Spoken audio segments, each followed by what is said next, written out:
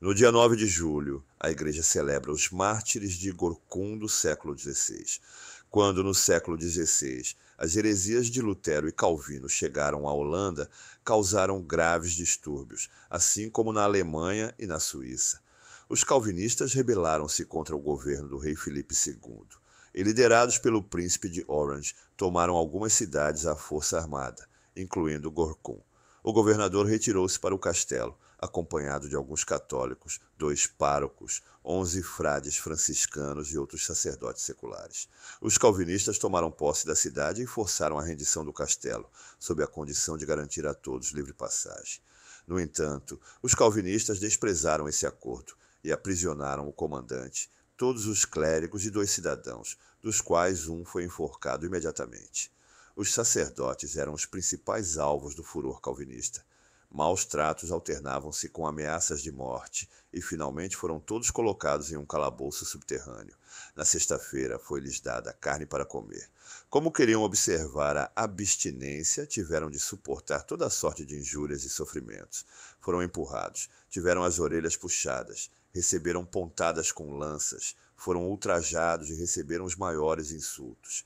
Uma forca foi erguida em sua presença, ameaçando-os com a morte, caso não negassem a fé no Santíssimo Sacramento. Ao vigário, padre Nicolau von Poppel, um dos bandidos apontou uma arma à testa e gritou: "Anda, padre, como é? Tantas vezes declaraste no púlpito que estavas pronto a dar a vida pela fé. Pois então diz, estás mesmo disposto?" O padre respondeu: "Dou a minha vida com muito prazer, se for em testemunho da minha fé e principalmente do artigo por vós rejeitado, o da presença real de Jesus no Santíssimo Sacramento." Perguntado sobre os tesouros que supunham estar escondidos no castelo, padre Nicolau não soube dar informações. O calvinista lançou-lhe então uma corda ao pescoço, puxou-o de um lado para o outro até que ele caiu, aparentemente morto. Chegou a vez dos franciscanos. Ao frei Nicásio Pic colocaram seu próprio cordão ao pescoço e arrastaram-no à porta do cárcere. Lá, passaram a corda por cima da porta e, puxando com força, suspenderam a vítima a uma altura considerável, para em seguida deixá-lo cair. Fizeram isso com um prazer infame. Finalmente a corda arrebentou e o pobre padre caiu pesadamente ao chão, sem dar sinal de vida. Para verificar se estava vivo ou morto, os soldados trouxeram velas e queimaram-lhe a testa, o nariz, as pálpebras, as orelhas, a boca e finalmente a língua. Como o padre não dava mais sinal de vida, chutaram-no e disseram com desprezo: "É um frade, que importa?" Mas o padre não estava morto, tanto que no dia seguinte os bandidos tiveram a satisfação de continuar as crueldades. Durante toda a noite os padres estiveram à mercê da fúria daqueles demônios em figura humana. Nada abrandava o furor dos hereges endiabrados. Davam bofetadas nos religiosos com tanta força e brutalidade que lhes corria sangue do nariz e da boca. O padre Willerhard, um venerável ancião de 90 anos, repetia a cada bofetada que recebia a jaculatória: "Deus seja louvado." Os algozes, sentindo-se fatigados de tanto bater, ajoelhavam-se diante dos padres e, entre risos de escárnio, arremedavam a confissão, proferindo obscenidades e blasfêmias horríveis e asquerosas. Em outra ocasião, amarraram os religiosos 2 a 2 e os obrigaram a andar em fila, imitando procissão e a cantar o Te Deum.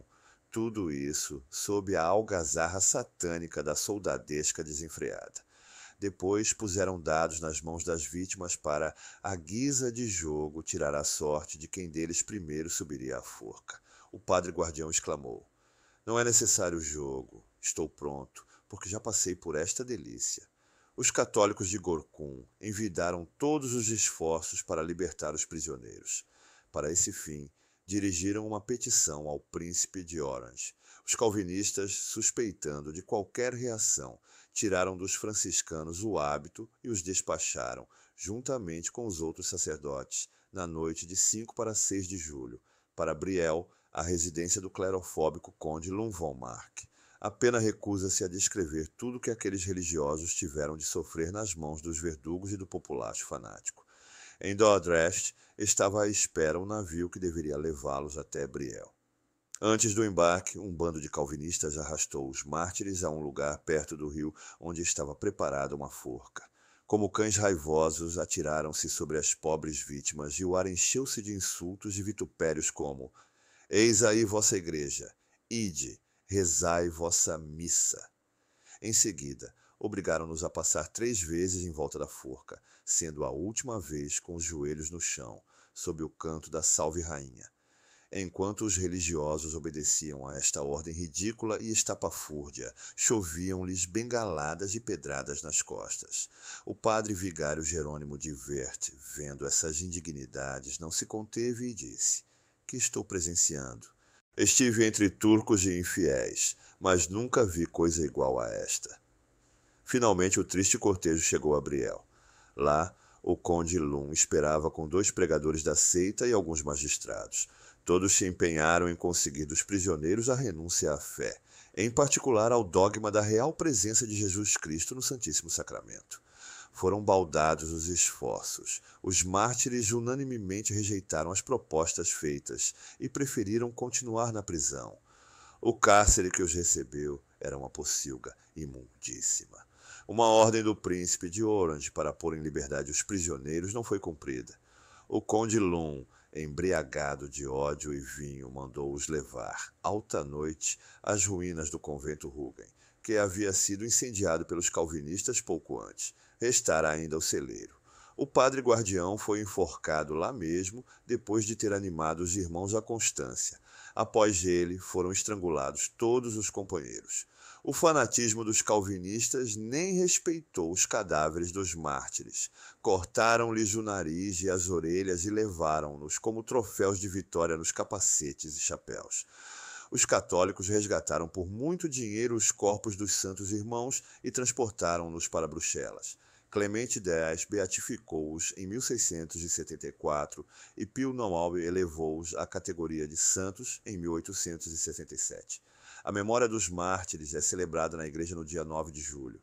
Eis os nomes dos gloriosos mártires de Gorkum: Leonardo van Veschel, Nicolau Poppel, vigário de Gorkum, Godofredo van Duynen, João van Oosterwijk, agostiniano, João de Colônia, OP, vigário de Hoornaer, Adriano van Hilvarenbeck, Jacob Lacobs, Oprain, André Wolters, vigário de Heinoert, Frei Jerônimo van Weert, Frei Teodoro van Emden, Frei Willerhad, Frei Nicasio, Frei Godofredo Mervelan, Frei Antônio de Weert, Frei Antônio de Ornar, Frei Francisco Rhodes, Frei Pedro de Asca. Reflexões. Os santos mártires preferiram morrer a negar um único artigo da fé. Não podia ser outra sua atitude. Quem nega um único artigo da fé e voluntariamente se entrega a dúvidas a respeito, já perdeu a fé e, consequentemente, deixa de ser católico. Católico é aquele que é batizado e crê em tudo o que Deus revelou e a Santa Igreja ensina. Por isso devemos crer em tudo o que a Igreja nos propõe como artigo de fé. Cristo chamou de incrédulo a Tomé, que se negava a crer no artigo da ressurreição do Divino Mestre. Incrédulo é, pois, todo aquele que rejeita ou põe em dúvida um artigo da fé. Perante Deus, não é católico quem nega a confissão e deste sacramento não se aproxima, alegando ser o mesmo invenção dos padres. Católico não é, em consciência, quem nega a infalibilidade do Papa ou a existência de fogo eterno, etc. Sujeitemos nosso intelecto aos ditames da fé e renovemos muitas vezes nossas promessas do batismo, que são a declaração formal da nossa santa fé.